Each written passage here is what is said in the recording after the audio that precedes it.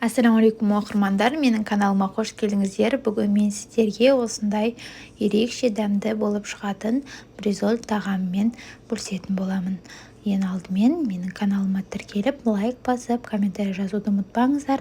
Көп адамдар видеоны қарайды, бірақ лайк баспайды екен. Сондықтан лайк басып отырайық. Қазақша контенттің өленіп өсуіне өздеріңіздің үлестеріңізді қосып отырыңыздар. Ал енді тағамымызды жасауға кірісейік. Ең алдымен бізге керекті тағам ол тартылған ет және де дәміне қарай тұз бұрышын қосып, блендерде өткізілген жуаны қосып жақсылап араластыратын боламыз. Дайындап алған тартылған етімізді осылай бөліктерге бөліп аламыз. Граммы 35-30 граммдай болу қажет. Және де осылай бір жұмыртқаға салып жақсылап араластырып алатын боламыз.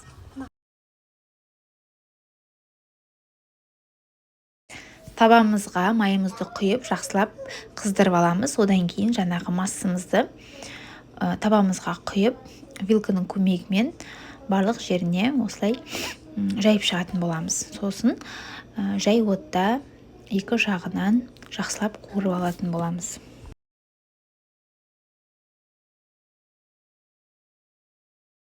Бризоліміз дайын болып қалды. Енді лопатканың көмегімен осылай екінші жағына аударып, екінші жағын қуырып алатын боламыз. Бризоліміз дайын болды. Ыстықтай күйінде майонез бен чесногымызды араластырып, соны жағып аламыз. Содан кейін сырымызды салып, айналдырып шығатын боламыз. Сырдың орнына басқа да огурцы, помидорды салып жасасаңыздар да болады. Бризольдарымыз дайын болды. Енді үстіне осылай әдемілік үшін кетчуп, майонезімізді салдық. Одан кейін қасына гарнирге картофельный пюре және де салатты қойып ұсынған болатынмын. Сіздер кез келген гарнирмен ұсынсаңыздар болады.